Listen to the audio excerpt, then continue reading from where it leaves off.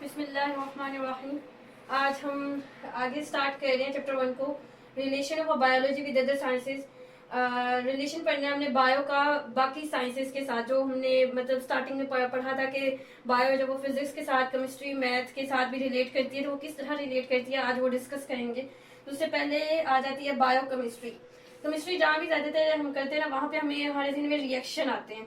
तो इसमें हम पढ़ते हैं study of the structure, structure को पढ़ते हैं, एंड रिएक्शंस, रिएक्शंस को पढ़ते हैं, डिफरेंट केमिकल सब्सटेंसेस, स्ट्रक्चर को पढ़ते हैं, इसके अंदर रिएक्शंस को पढ़ते हैं, डिफरेंट केमिकल सब्सटेंसेस, मुख्तलिफ केमिकल सब्सटेंसेस जो पाए जाते हैं लिविंग सिस्टम में। तो लिविंग सिस्टम यानी हमारी इन्वायरमेंट कह सकते हैं, इकोसिस्टम कह सकते हैं। इकोसिस्टम मैंने आपको बताया था लिविंग प्लस नॉन लिविंग दोनों को कहा जाता है। अब इसकी एग्जांपल आप ले लें फोटोसिंथेसिस की, जैसे कि 6CO2 प्लस 6H2O मिलकर बनाते हैं C6H12O6 प्लस 6O2। ये है फोटोसिंथेसिस जो प्लांट्स में होती है। इस प्रोसेस को फोटोसिंथेसिस कहते हैं। और ये है हमारे पास ग्लूकोज, या फिर आप यूँ कह लें कि ये उनकी खुराक है। और ये कार्बन, ये ऑक्सीजन जो हम इनहेल करते हैं। तो जब 6 कार्बन डाइऑक्साइड और 6 water in the presence of chlorophyll, chlorophyll उनके अपने ही प्लांट में पाया जाता है, उनके अपने ही लीफ में पाया जाता है, और इसके साथ light energy,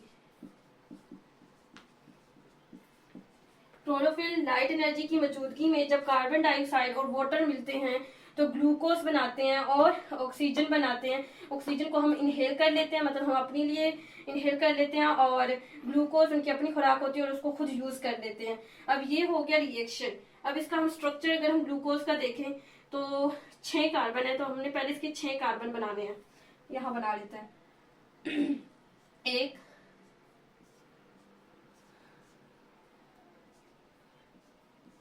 1 2 3 4 5 6।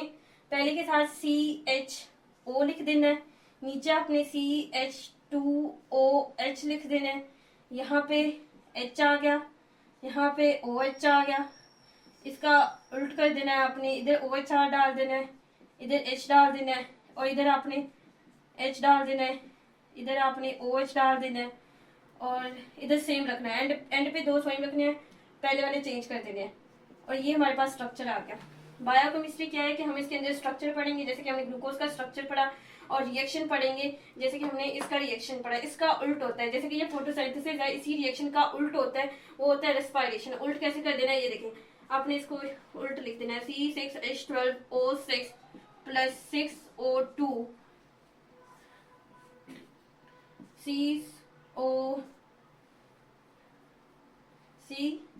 CO2 plus CH2O। इसको कहते हैं हम रेस्पिरेशन। और जो भी ये रेस्पिरेशन जो है, ये जब भी होती है हमेशा ऑक्सीजन की प्रेजेंस में होती है। अगर ऑक्सीजन नहीं होगी तो ये रेस्पिरेशन नहीं होगी। तो ये हमारे पास बायोकेमिस्ट्री। अगर हम अब करते हैं बायोफिजिक्स को, अगला है हमारे पास बायोफिजिक्स। इसमें हम स्टडी करते हैं study of the principles of physics. Physics के कानून को लेकर, मतलब उनके जो कवानीन है या उनके जो रूल्स है उसको लेकर हम अप्लाई करते हैं उसको बायोलॉजिकल प्रोसेसेस के ऊपर। इसकी सबसे आसान मिसाल आप ले लें विजन, यानी हम जो देखते हैं। इसमें फिजिक्स का भी रोल होता है। फिजिक्स जो रोल अदा कर रही होती है वो कर रही होती है स्टडी ऑफ लाइट, यानी कि जो लाइट है वो हमारी आंखों पर किस तरह आ रही है, कहाँ से आ रही है, कितने डिस्टेंस से आ रही है, कितने करीब से आनी चाहिए, दूर से आनी चाहिए, ये सब कुछ फिजिक्स में हम डिस्कस करते हैं। और स्टडी ऑफ लाइट जो डिस्कस की जाती है उसको ऑप्टिक्स कहते हैं। और इसी में बायो अपना रोल अदा कर रही होती है, वो है रेटिना और नर्व। जो लाइट है वो हमारी आंखों में इंसिडेंट तो हो गई है, लेकिन इमेज किस तरह बना रही है, हमारे ब्रेन तक वो इमेज जा किस तरह रहा है, हमारी आंखें हमें वो इमेज दिखा किस तरह रही हैं, वो जो भी सब कुछ होता है वो हम बायो में डिस्कस करते हैं। इसके बाद हम आगे अब जाते हैं कॉम्पिटिटिव बायोलॉजी। इस फील्ड में हम कंप्यूटर और मैथ दोनों को यूज करके चीजों को स्टडी करते हैं। तो मैथ की जो चीजें इसमें ज्यादातर इस्तेमाल होती हैं वो मैथमेटिकल मॉडल्स इस्तेमाल होता है,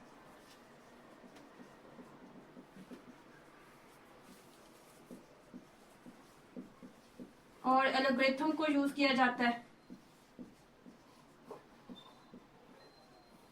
और कंप्यूटर में आप ले लें computer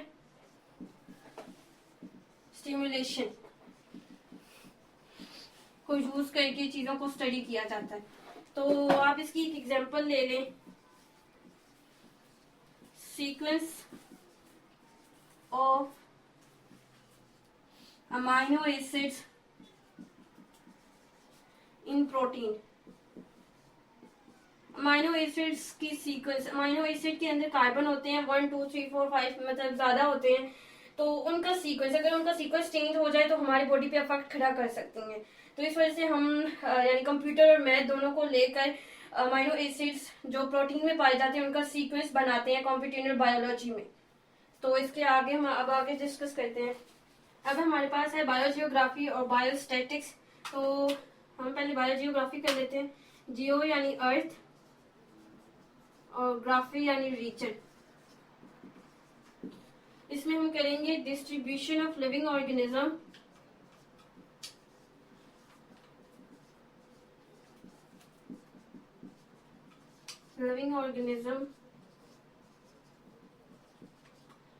into different geographical regions of the world।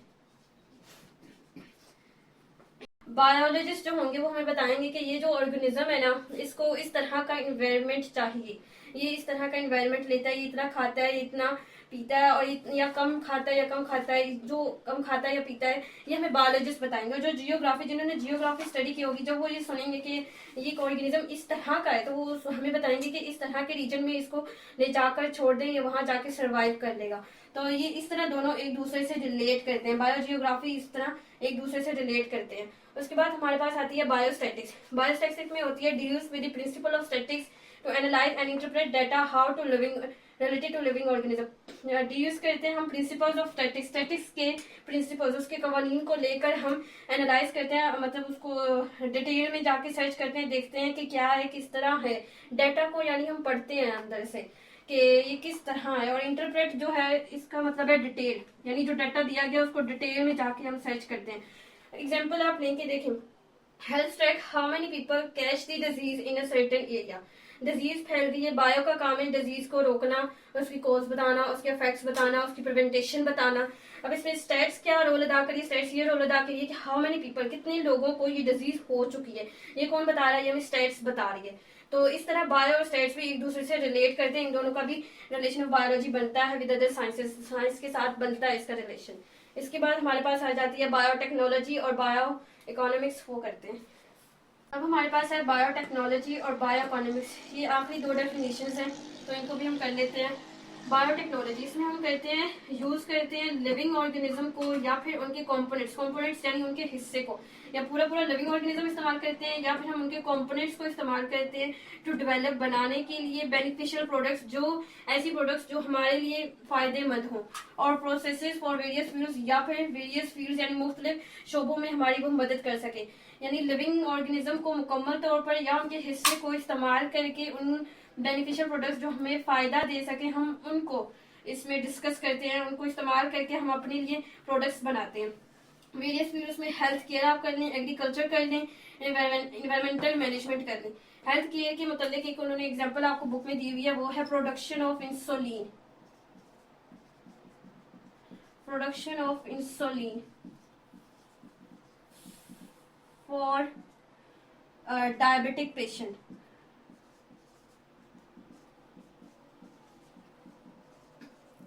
अब ये जो हम इंसुलिन लेते हैं ना, ये हम बैक्टीरिया से लेते हैं, यानी अब बैक्टीरिया एक लिविंग ऑर्गेनिज्म है, हमने पूरा बैक्टीरिया नहीं लिया, हमने इसका कंपोनेंट लिया है। बात यह है कि बैक्टीरिया के जीन में इंसुलिन होता है, मतलब उसके अंदर उसकी एक जीन पाई जाती है जो इंसुलिन प्रोड्यूस करता है। अब हमारी बॉडी में अगर कोई एक डायबिटिक पेशेंट है, मतलब डायबिटिक पेशेंट यानी जो शुगर का मरीज है, उसकी इंसुलिन नहीं प्रोड्यूस हो रही है, उसकी इंसुलिन बन ही नहीं रही, तो उसको इंसुलिन की मेडिसिन दी जाती हैं कि इंसुलिन अंदर जाए और उसकी शुगर की डिकम्पोज करे, लेकिन उसकी इंसुलिन बन ही नहीं रही, तो हम उसको एज अ मेडिसिन के तौर पर देते हैं इंसुलिन। वो हम इंसुलिन लेते कहाँ से, बनाते कहाँ से, बैक्टीरिया से। और बैक्टीरिया क्या है, लिविंग ऑर्गेनिज्म, उसका हम कंपोनेंट लेके मेडिसिन बना रहे हैं। और जो डायबिटिक पेशेंट है, यानी जो शुगर के मरीज हैं, उनको हम दे रहे हैं कि वो इंसुलिन लें एज अ मेडिसिन और वो अपनी शुगर की डिकम्पोज कर सकें। तो ये जो बैक्टीरिया से इंसुलिन बनाया गया, मेडिसिन जो बनाई गई, वो बायोटेक्नोलॉजी से बनाई गई, यानी इसको इस्तेमाल करके बनाया गया। उसके बाद है हमारे पास bio economics, study of living organism,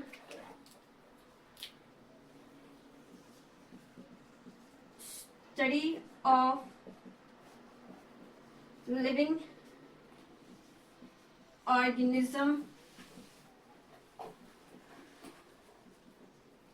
in the study of living organism in the economical point of view.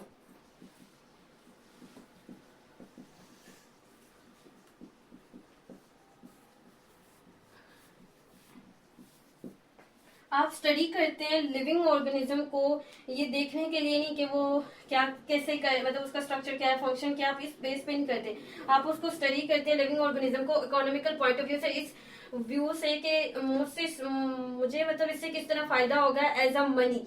Economics जहां भी लफ्ज आ जाए ना, इकोनॉमी, उसका मतलब होता है रिलेटेड टू मनी। मतलब आप यानी मान लें कि आपने प्लांट को स्टडी किया या एनिमल को स्टडी किया या किसी ह्यूमन को स्टडी किया, लेकिन इस बेस पे स्टडी किया कि मुझे इससे किस तरह फायदा हो सकता है, वो भी पैसों के तौर पर। तो वो जो चीज स्टडी की जाती है वो बायो इकोनॉमिक्स में की जाती है।